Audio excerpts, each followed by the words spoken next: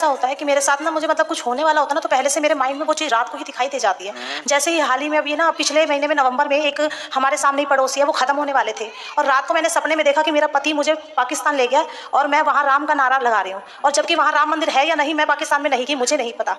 जय श्रीमन नारायण। मैं तृप्ति आप सभी का स्वागत करती हूँ अपने YouTube चैनल सनातनी श्री में। जैसा कि आप सभी जानते हैं, महाराज अनिरुद्धाचार्य जी कथा भागवत किया करते हैं। भागवत करने के साथ साथ एक लाइव सेक्शन प्रश्नोत्तरी का रखते हैं। तो यहाँ पर एक महिला गुरुजी के समक्ष आती है, गुरुजी से कहती है, गुरुजी मैं पेशे से टीचर हूँ, मैंने अपनी शादी अपनी मन मुताबिक यानी लव मैरिज मैंने करी है, लेकिन लव मैरिज करने के बावजूद भी मेरे पति मेरे से खुश नहीं रहते।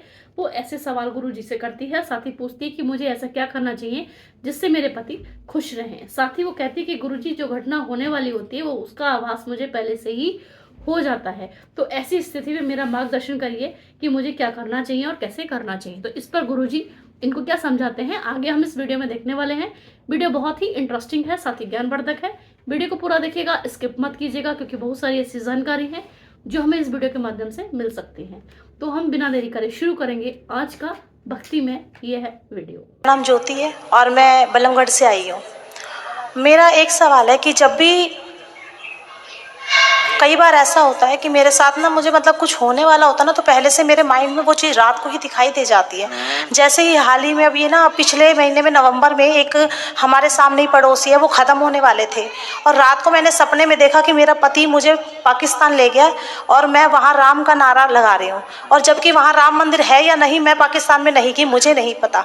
अगले ही दिन मैं सुबह ही उठ के, मेरा बड़ा बेटा है 12 साल का, मैंने उसको बताया बेटा ऐसे ऐसे मुझे सपने में हुआ मेरे साथ। तो मेरे बेटा ने कहा मम्मी ऐसी आपको तो पता नहीं पापा ही पता नहीं घुमाने भी ले गए, तो कहाँ ले गए। उसने मजाक में बात टाल दी और दोपहर होते होते शायद 2:45 बजे हो गए, उस सामने वाला व्यक्ति खत्म हो गया बिल्कुल। हॉस्पिटल ले जाने से पहले वो उसने दम तोड़ दिया। उसके 2 दिन बाद फिर से ही मुझे वही आदमी, मरा हुआ आदमी, बगल वाली छत पे बैठा हुआ दिखाई दिया और हंस रहा है। एक और औरत उसके साथ बैठी है, वो भी कुछ दिन पहले ही खत्म हुई थी। मुझे समझ में नहीं आता। उसके बाद मैंने अपने हस्बैंड से ही बात कंसल्ट करी कि पता नहीं मेरे साथ ऐसा क्यों हो रहा है, मुझे क्यों मरे हुए लोग क्यों दिखाई दे रहे हैं। हालांकि मैं ऐसा नहीं है, मैं पेशे से टीचर हूँ और सुबह 8 बजे से लेके शाम को 5:30 बजे तक का टाइम जो है मेरा बच्चों के साथ ही बीतता है। जब वो 2 आदमी मुझे बैठे हुए छत पे नजर आए, उसके तीसरे चौथे दिन फिर बगल में एक मौत हो गई। तो मुझे समझ में नहीं आ रहा कि मुझे मतलब कुछ ऐसा क्यों हो रहा है, और जो पीछे की जो मुझे घटनाएं दिखाई देती है उसका क्या कारण है। उन लोगों से आपका किसी न किसी जन्म का कोई ना कोई संबंध था, कुछ ना कुछ कनेक्शन था। क्योंकि जो स्वप्न हम देखते हैं, मरा हुआ व्यक्ति किसी की मृत्यु देखते हैं तो उसकी आयु बढ़ जाती है। ऐसे ही सुना है मैंने। लेकिन जो मर ही गया और मरा हुआ व्यक्ति दिख रहा है, तो उसके घर वालों से आप ये कह सकते हैं कि भाई तुम्हारे मरे हुए लोग हमें दिख रहे हैं, मतलब उनकी सदगति नहीं हुई। उनकी सदगति के लिए आप लोग कुछ प्रयास कीजिए। तो आप उनको ये हेल्प कर सकते हैं कि उनके परिजनों को बताएं कि भाई आपके पितरों की, आपके इनके लिए कोई पुण्य का कार्य कीजिए ताकि इनकी सदगति हो जाए। मरा हुआ व्यक्ति का दिखना ये है कि उसकी अभी सदगति नहीं हुई और वो आपसे चाह रहा है कि आप कुछ करो। आपका किसी जन्म में उससे कोई संबंध रहा होगा, आप उनकी बेटी रही होंगी या आप उनके माँ रही होंगी, कुछ किसी भी प्रकार का किसी जन्म में, सैकड़ों जन्म पहले भी पिछले किसी जन्म में आपका कोई संबंध रहा होगा, इसलिए वो आपको सपने में दिखे। नहीं, मैं सिर्फ ये जानना चाह रही हूँ, ऐसा तो कुछ नहीं है कि जैसे लोग कहते हैं कि कोई किसी ने कुछ करा दिया या हमारे पितर परेशान हो या हमारे पितरों का कुछ हो। आपके पितर परेशान होते तो आपके दिखते सपने में, ऐसा तो कभी नहीं हुआ मुझे। हाँ, तो फिर आपके पितर, आप अपने लिए तो कोई पुण्य का कार्य करते ही रहो। इसलिए हम कहते हैं सपना ही आए तब के लिए ना बैठे रहो, पहले से उनके लिए भागवत जी की पोथी पाठ, गया श्राद्ध, जो भी उनके लिए कर सको, उनकी प्रत्येक तिथि पर कोई ना कोई कार्य होना चाहिए। और वो जो दूसरे दिख रहे हैं वो आपके लिए किसी ना किसी जन्म के संबंधी थे, इसलिए दिख रहे हैं। गुरुजी मेरा ये है गुरुजी कि मेरी लव मैरिज हुई है, मैंने अपने पति मतलब मैंने अपनी पसंद से शादी की है, लेकिन मेरी शादी के 14 साल हो गए, लेकिन मैंने अपने हस्बैंड को खुश रखने की हर तरीके से कोशिश करी, उनका पूरा साथ भी दिया, कमाने में, रहने में, जैसा उन्होंने चाहा वैसा मैं रही हूँ। जबकि मेरी शादी नहीं हुई थी तब तक मैं जींस टॉप पहनती थी, मैंने सूट कभी शरीर पे नहीं पहना था। लेकिन मैं इनके घर में आने के बाद, जैसे इन्होंने कहा ना मेरे घर में ऐसे चलता है, मैं उनके अकॉर्डिंग ढल गई, लेकिन आज तक भी ना हम सुखी नहीं जीवन व्यतीत कर पा रहे। लव मैरिज है फिर भी मुझे नहीं पता क्या कारण है। और अब तो मेरा मन ऐसा करता है, मेरे 2 बेटा है, एक 12 साल का और अभी 6 साल का मेरे साथ आया है। अब आप ये बताओ कि सारी लड़कियों को लव मैरिज करना चाहिए कि नहीं? नहीं करना चाहिए। मैं तो अपने बच्चों को बिल्कुल सलाह नहीं दूंगी, और मेरा बेटा भी यही कहता है कि मम्मी आप जो पसंद करोगे ना मैं वही, हालांकि दोनों ही अभी इतने छोटे हैं, बट फिर भी मेरा यही है कि अगर कोई लड़की घर में आए तो माँ बाप की परमिशन से ही आनी चाहिए। नहीं, ऐसा नहीं कि मैंने कहा नहीं था, मैंने अपने पेरेंट्स को बताया था, बट मेरे पेरेंट्स को वो पसंद नहीं थे, तो मेरे पास कोई ऑप्शन नहीं था उस टाइम, शायद कह सकते हैं कि उम्र थी या जो भी कुछ है। मतलब आपने लव मैरिज की, पर आप सलाह सबको ये देंगे कि लव मैरिज नहीं करना चाहिए? हाँ, नहीं करनी चाहिए, बिल्कुल नहीं करनी चाहिए। गलत है ये।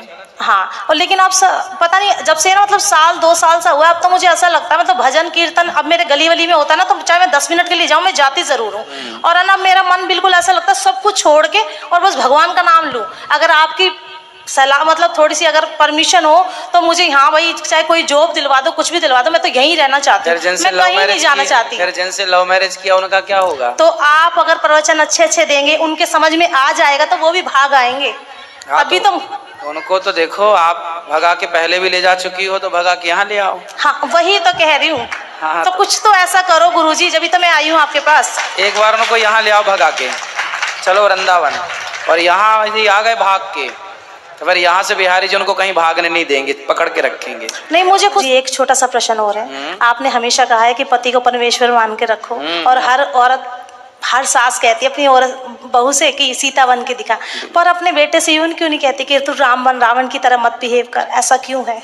हम तो कथा में कहते हैं राम बनो रावण मत। हाँ, आप तो कहते हो, बट और तो नहीं कहते ना कोई।